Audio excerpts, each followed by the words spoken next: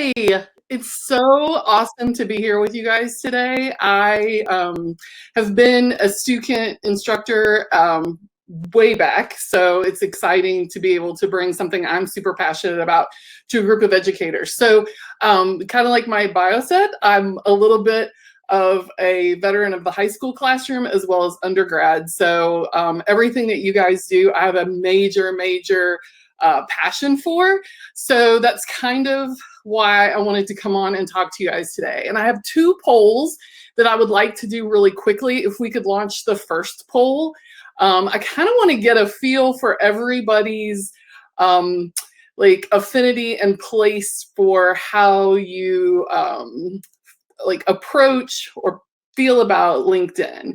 So I think they will launch that first poll for me. So the question on this one is, do you believe that LinkedIn is valuable for your students? Yes, no, or I'm not sure. So the yeses are racking up. This makes me super excited. So the way I'm going to approach our conversation today is just to give you a little bit about like the why of why I think it's important that you somehow build this into your classroom. But then I also have a handout for you where I've taken pretty much like all the tips and things that I instruct students to do when I go out and speak, and that I usually demonstrate for them. I put into a PDF that you can just share with your students. It's broken down into 16 like steps, but you could consider these to be like each week of your semester almost.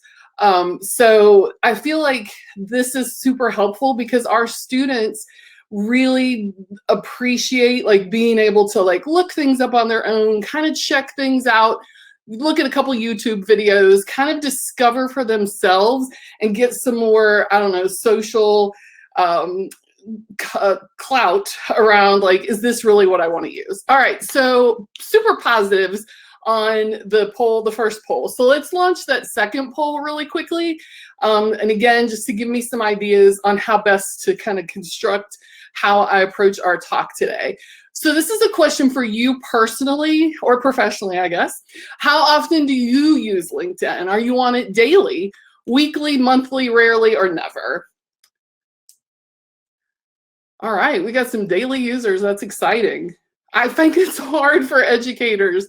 Like we have one more thing to learn and to manage. But I do think we're starting to see some professional results from that. It helps us keep in touch with our alumni, helps us kind of keep our ear on the ground of like what's going on in the business world. So, all right, that is fantastic.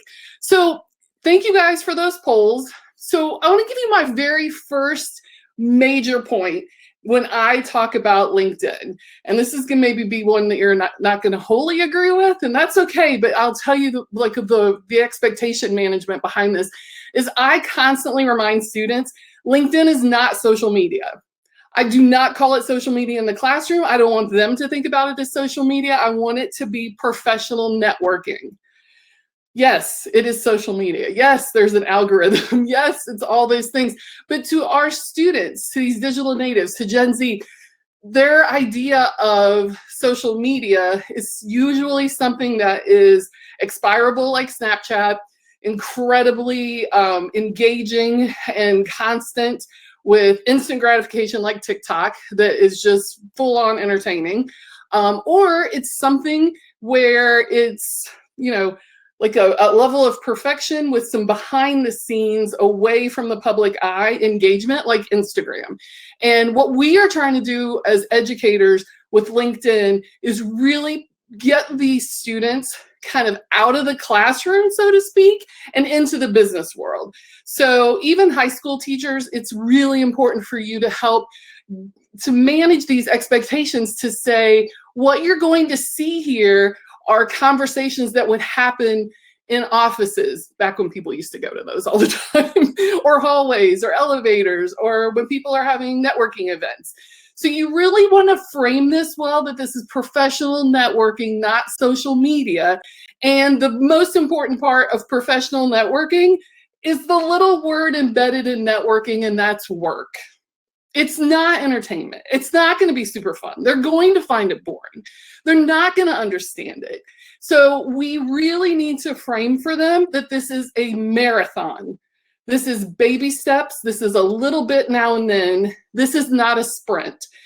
When I get called to talk to students, I almost always ask first question, what level am I talking to? Because the earlier, the better. If you're talking about this or introducing it in a high school classroom, good.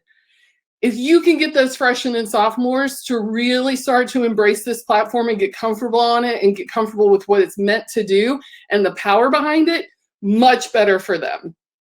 It's going to have so much more of a return on their investment if they manage those expectations going forward. Now, I'm typically a person that talks a lot about personal brand and not to build your castle on borrowed land, right? It is scary to think about like what we think might be coming with antitrust and a million other things when it comes to these social media platforms and where people are, building their brand and what they're doing. But I feel very comfortable and confident with LinkedIn more than any other platform. It's 18 years old. Microsoft's owned it for the last several years, and they've done a nice job not putting themselves in a position to be, kind of where I think where Facebook and Google, Amazon, other companies are right now in terms of that antitrust thing. I think because Microsoft was there years ago, they're really managing how they are utilizing and incorporating LinkedIn and not bringing that data over. So I feel very comfortable about the fact that LinkedIn is still growing. It is still safe. The thing I really, truly do love about it that I notice, hopefully you do too, is that it's very much community managed. There's not a lot of the negativity or the politicalization or people trying, sometimes you get people sharing personal stories and things, but it is really from a good, positive place and kind of a lesson to be learned in that and from vulnerability to kind of help balance work life. From what I see on there, it's all very positive. It's all very good. So the things that bother students about the trolls and the negativity and the comments and the vulnerability of being on a public platform, I think if they will approach LinkedIn properly and professionally, they're not going to feel that. So that's another thing to think about. There are 722 million users on LinkedIn, and that is worldwide. That's from HubSpot's 2021 social report. There are 55 million companies, all looking for people right now. It has the highest engagement of any social media platform right now. That's impressive when you look at how we've all spent the last year and a half. It also has the highest trust indicators with users. So I mentioned that a little bit earlier, and I think that pulls through. So just a really positive, good community. The other thing that I use LinkedIn for, and I use this term a lot, is it's the Google bar for business. It's where we go search trends, jobs, colleges, majors, alumni. It's where we search a lot of news. It's where we're looking for our social proof for things. So I think that is really something to frame for your students, how often that platform is used for that. Over 40 million people a week are using LinkedIn for job searches right now. 40 million people a week using LinkedIn for job searches. And let me tell you why that matters. And let me tell you, when I talk to students, and if you guys want me to talk to any of your classes, it is truly one of my passions. And I would love to be a virtual guest speaker for any class, anytime. I love it. My department loves when I do it. So I would love to engage with your students. If you're not comfortable putting out a why should you be on LinkedIn kind of hype girl kind of thing out there for you. But the thing that I do talk about a lot with students is what the difference between your resume and your LinkedIn profile is. And that is actually on the handout. It's one of the things that they need to consider. What happens to your resume is it gets uploaded to the applicant tracking system. And depending on how well you did with SEO and how well you played the game of matching your resume to your job description, that's going to determine how many people get to see your resume. But LinkedIn also has that dashboard for HR folks. It also utilizes SEO, and it constantly wants active users that are populating the platform to give really good results to the people who are paying to use LinkedIn to find good people for their workforce. So it is really important when you think about what you can put on a one-page document that shows who you are and your transferable skills and all of the things about you versus what you can put on your LinkedIn. So I find that to be kind of the real aha moment with students, because they really are kind of apathetic about resumes. And I figured this out, like my neighbor went to Junior BizTown when she was 12 and made a resume. And when we talk about it as she gets into high school, she's like, I've been doing resumes half my life, which yes, at 16, she's possibly right, I guess, but not a resume and certainly not your personal brand on a platform. So making sure you have good contacts. That's the other difference between a social media platform and LinkedIn professional networking.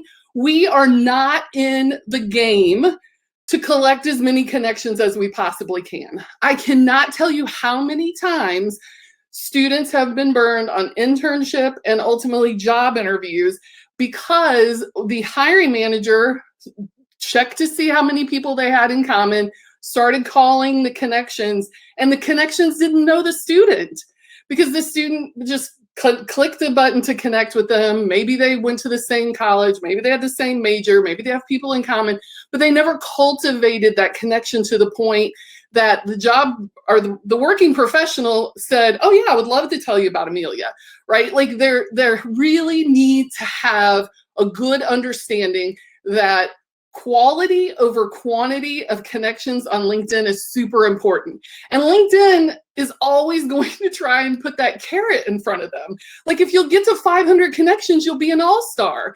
That's not necessarily the goal, right? The goal is to make sure that no matter the quantity, no matter the number, that you have good connections that will absolutely positively pay off for you in the long run in terms of being able to speak to you. And students are bad at that. I'm going to give you like a little personal opinion and you are welcome to disagree. But I was in a high school classroom for 8 years, undergrad for 10 years, and I have a 15-year-old. And my husband teaches junior high. So I feel pretty confident in telling you that we have in the K through 12 world removed exploration, right? Like in high school, we spend 4 years talking to students about college or what happens after high school. And parents are the worst, right? The helicopter parents, join this club, do this. It's going to look good for college. It's going to look good on your application. We do all that stuff. And many of them are so stressed out with AP classes and all these other things, they don't work. And we can go back and we can look at labor trends over the last 25 years. Teenagers in the workforce have just like taken a nosedive. What I do read that makes me happy is that because we are having a real struggle right now with hiring people, you are seeing more high school and college students re-enter the workforce a little bit. But we really need for students to understand that experience has to run parallel to whatever you're doing in the classroom.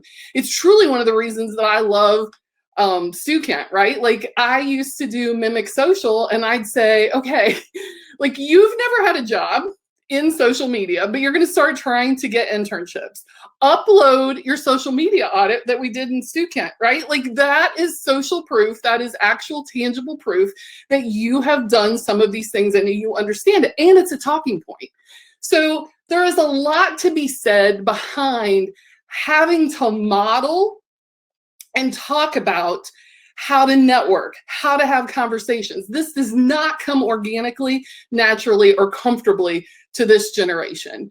There are still 5 full generations in the workforce, right? Thank you, 2008, when we had the big economic hiccup.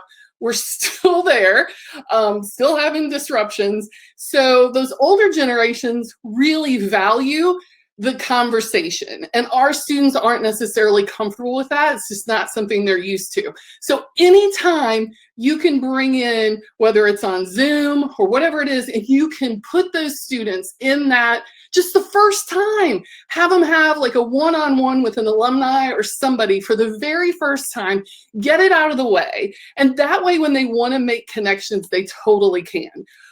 So really, truly, what can your students get? As high school students, they can start doing little searches to find what college offers their major, who graduated from there, where are they working, what are they doing, do they have certifications, did they go on and get a master's, do I even need a 4-year degree to do this job? Those are questions that can be answered easily through their own searching. So somebody's not telling them that, right? They're discovering it on their own, which they believe much better. Your college students, again, this is a fantastic way to bring your alumni from your degrees and your departments back in through contact with your current students, and just to keep them engaged. They can learn about internships, they can have conversations, they can kind of just behind the scenes tell what's going on in the industry in which they want to work, and like what matters. You know, right now, how's everybody going back into the office? What's happening with this? So really, truly just breaking things down for these students, which hopefully this handout will help you, but understanding, again, this is public. They can't, it's not going to do them any good to come on and like lock down their profile like they do on their other platforms. That's not what this is about. So there is a level of just ick for these young people around that. So the way I kind of approach that is to talk about like how you present yourself strategically to build a personal brand. And that might be a little much for a high school student. It might be a little much for a freshman or a sophomore even. But let me tell you, if you can get them on the platform in high school and get them comfortable with it, use it in your lectures. Use it to show current events. Just sometimes having it up and seeing other people use it is important. When you have guest speakers come on, come to work with your students, ask them if they are comfortable with mentioning their LinkedIn account and asking for connections, because sometimes just modeling that matters so much. But the overall like vibe of it all, so I wanted to share my screen with you guys a little bit and show you some of what I'm talking about. Boom. Here we go, right? So just looking at LinkedIn, I will tell you a couple of things that I think are the hardest for students. This is my little friend, Nathan. Nathan is about to be a senior engineering major in college. And so he went out and found a really good little banner photo that was free stock photo, not something he grabbed off of Google Images, because that's not good. And he's got like just a regular old photo that somebody took with an iPhone. These sometimes are the tiny minutia that get your students so completely sidetracked that they never really go the next steps. But let me tell you what the difference is, where you'll get them eventually. I don't expect anybody to start here. Nathan did not start here. But what Nathan has crafted here is his why. Not what he does, not what he's looking for, not what you can do for Nathan. Nathan is telling a story about growing up, and when his parents weren't looking, he went in and he figured out how to change the setting on his Power Wheels to make his little Power Wheels car go faster. And that's when he started to really enjoy like how things worked. And then he goes on to talk about like why he's majoring in engineering, what he wants to go on to do.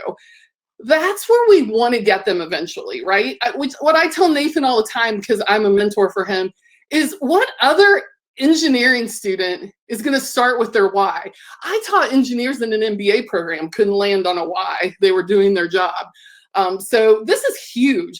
Anybody that takes a look at Nathan's about is going to want to talk to Nathan. And whether it's for a job or a connection or just to get to know Nathan better, because you really truly have a sense that Nathan is just authentic. And that's what we're really going for here. The one thing like that I think is important for your students to see is this activity. So I would tell students all the time, you know, go out, find somebody doing the job you want to do and see if there's a way you can get introduced to them, or, you know, whatever. Usually these were juniors or seniors and they were a little more comfortable with it because they had some work experience and things. So if you click on somebody's activity, this is all of Nathan's activity on LinkedIn in the last 90 days. And it was 2 months ago. And it's because he got an internship, which he's been really busy working, and I'll give him that. No judgment on Nathan, but if I'm trying to communicate with Nathan on LinkedIn via a message, or I'm wondering, I tagged him in a post, did he see it? He's not active on LinkedIn right now. And that's not a big deal. It's just, again, the managing the expectations, right? So I have another student who, if we go, he's got things that he's featured. If we go to Christopher's activity, you can tell how often he likes something, right? And if that's all he's doing, well, he loves this. He liked the other two things. He loves this. He likes this. He likes this. He likes this. He likes this. I don't really get a true sense of who Christopher is. There's nothing wrong with liking things, but if you are trying to build a personal brand and you're trying to set yourself apart, are you posting? And if we click here, there are several posts that Christopher has made in the last 90 days, right? He's a lot of times just sharing other news or things like that. But so this gives me more of a glimpse. Christopher's actually also written articles. Now, Christopher's a grad student, so please let's not compare him to like some of our high school friends and our undergrads. I get that. But you can share documents. So again, I mentioned like your Mimic Social audit, or if you work on a case study, or if you, like to our next speaker, if you have like a client that comes into your classroom and your students work with them, help them frame that either in an article or some sort of supporting document, because what builds their confidence is to have material on here for other people to see. Finally, I will tell you the other thing that we really need to work with students on, and this is something that I think you as educators will lean in on better sometimes than the Career Center, but maybe it's a partner situation, is how do you qualify and quantify anything that you've done? I had a guest speaker one time tell my class, if I have one more person tell me that they were a cashier, and then under that, the bullet points say cash handling, he's like, I'm going to explode. And my class was like, well, what would you put there? Right? And he's like, I don't need for you to sell me being a cashier. I know what a cashier does. What did you do in that job? So that's the other thing for the social explorers that are your students, for them to be able to hone in on, like my friend Haley. Haley was a leasing manager. Haley didn't talk about anything other than she assisted over 200 tenants and she maintained 150 ledgers, followed a budget, and processed invoice. Boom. 3 bullet points for that year and 8 months. If there's more questions, and I will tell you why it's only 3 bullet points, because the job that Haley is applying for now, those types of jobs, aren't like being a leasing manager. What this little snapshot shows is that Haley understands the scope of her job and the value that she added to the organization. That's really, truly what we're looking for here. So one more thing, couple more things I want to show you, and then we'll get to some questions. One thing I did is I just went into my awesome search bar and I typed in my university. And then I typed in, to search by alumni, I typed in social media. And now I can go see where people work, right? So I can go down and I can see we've got 28 people who list an MBA team as their place of employment. We have 289 people that live or have lived in the Washington, D.C. area, all from our university working in social media. So when I talk about what a tool that might look like for you as a professor or for a young person trying to find, if I go to X university and I take Y major, what does that look like for me eventually? This is a really powerful tool right here, as is the job description or the job searches. So what I did here is I went in and put in social media. I put in Indianapolis because that's where I'm at. I changed this to the past week because I will tell you, as overrun as HR departments are right now, you can find great jobs on here, but they're out of date and maybe didn't get taken down. So I always stick to the past week when I'm looking. I went in and put an internship.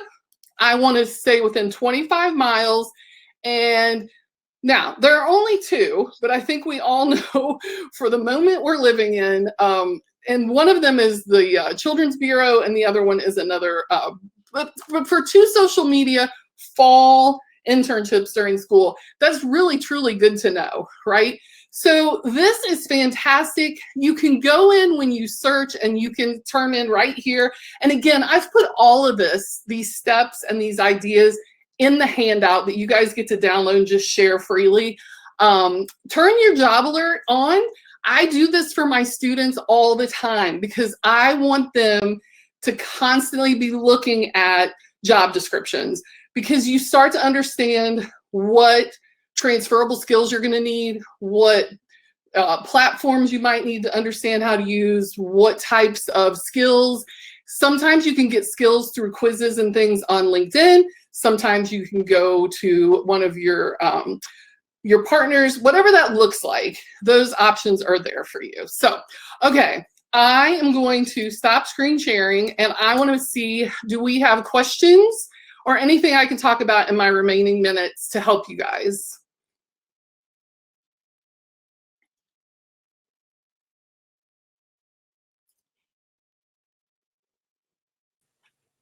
Alrighty, I'm back as well to help filter through some of the questions. Let me see what we've got coming into the chat here. I see a great one from Therese. What is SEO?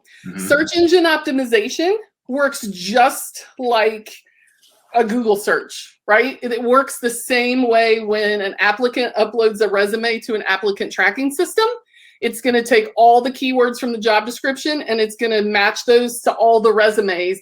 And then it's going to put the 10 best resumes at the top of the stack. And then this is the question I'd love to ask students, because I have found several tweets. I used to teach sports marketing. I found a great tweet from, I think it was Minnesota Timberwolves, maybe, I don't get me wrong, but I've got it saved in a PowerPoint somewhere. They received over 8,000 applications for an entry-level job with an NBA team. How many people are they going to interview? Your students will tell you like 50. And we all know the amount of hours that goes into planning, having first, second round interviews, doing all of the work. They're not going to bring in more than 3. So when you talk about how do you get to the top 3, just know nobody in that organization is looking at every one of those resumes. They're looking at the ones and that's the thing. You have the answers to the test. You have the job description. Perfect. I see from Kelly, she comes in and asks, what are some of the biggest mistakes that you see? I'm assuming that students make. Oh, great. Because it's not what you'd think. It's not being on the platform, and it's not making a profile and then not coming back. To me, and again, remember, I've been through teaching high school freshmen, and now I'm teaching like middle management people. The number one thing I see that I consider a mistake is they cram like they do for everything, right? Oh, graduation's coming, right? So I'm going to take the next 30 days and I'm going to upload everything and update everything. And I'm going to ask for recommendations and I'm going to recommend and I'm going to start liking things. I'm going to start building friends. Because if you go to that activity feed and they have packed in an entire marathon building of a personal brand in about 20 days, to me, that is not someone that I find to be like the person that I want to bring in on my team. That's just how I look at it. So to me, the biggest mistake is not ignoring the platform, not being there, but not being in the marathon, right? If you're going to show up, we very rarely get to show up at the marathon for the last, 100 yards. So. Love that. That's a great, great insight. Let's see. One of the questions, I've seen this question come up several times. How do we contact you so you can come and talk to our students? Awesome. Let's see. There is my email. Happy to set up a time. Earlier the better. I'm going to tell you that. I talk to high school students. I talk to groups of teachers. I can talk to your department. I can talk to anybody about anything for any amount of time. That is just absolutely positively a good thing and a bad sometimes. There we go. And I see a lot of you asking, like, how do I put this in a graduate business course? How do I put this in a business course?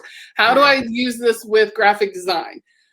I'm happy to jump on a 10-minute call with you guys because that is truly unique in the fact that I have always been I was always the student that sat in the room and thought, when am I ever going to use this? And then I was always the student that was very hard to convince. I was also born before the internet and went through school before the internet. So I didn't have this, which I think is why I'm so passionate about it. But if you will, when you sometimes want to pull up Google or you sometimes want to show an example, if you will start training yourself to go to LinkedIn to pull those things up. If you want to say, hey, you have the opportunity to get Adobe certified for $100, let me show you if it's worth $100. And you go to the LinkedIn jobs thing and you type in like Adobe certification or whatever that looks like. And they see the number of jobs where it's mentioned, that matters, right? Use it for your proof. Use it to back up the professionalism of what you're doing every single day. Use it to connect people. I have really started, especially since the pandemic, requiring students to interview and have one-on-ones with people because we are all in this mode now. And even if it's a 15-minute interview, I make them record it and I make them like critique. Depending on what level your students are, I think it is super valuable. And it forces them into this. And that is the thing. They are not going to stumble upon it on their own and think it's the best thing ever for all the reasons that I listed in our first 15 minutes together. This is not going to feel good to them. They are not going to like it. You are constantly going to have to model it. Perfect. Great. Let's see what other. Yes, Abigail, thank you for noticing that I worked hard to make that handout not speak to a certain demographic. I feel like it's pretty general. It's not childish, I don't think. But if you guys have feedback on that, or you find like one of my infinite typos or things don't work, hit me up. I'll update and get it back to you. I make nothing but mistakes all day, and I know that. So I'm happy to update anything for you. There we go. Well, I'm not seeing any other questions that have been coming through the chat. So with that, Anna, you are fabulous. Thank you so much for taking this time to come in and educate us. Every time I hear somebody who comes and talks to me about, and all of us about LinkedIn, I always get something, I just increase my understanding. I loved your comment, don't build your castle on someone else's land. It's great. Well, and if any of these instructors, I've got a YouTube video that some college in Florida recorded. I am extremely engaged with your students if you want me on. But if anybody wants to watch the video to see how I incorporate them, I'm an educator, you guys. I love me some wait time. I make it really super awkward for everybody, and it'll make you guys look like heroes. So yes, I saw a bunch of you had connected with me already on LinkedIn. I love that. I'm so pumped. I will get back to all of you. And Devette, I will I'll post that YouTube video on my Golden Ticket Prof LinkedIn page as soon as I get off this call. There we go. Awesome. Thanks so much, Anna. Thanks for having me, you guys. Enjoy the rest of your day.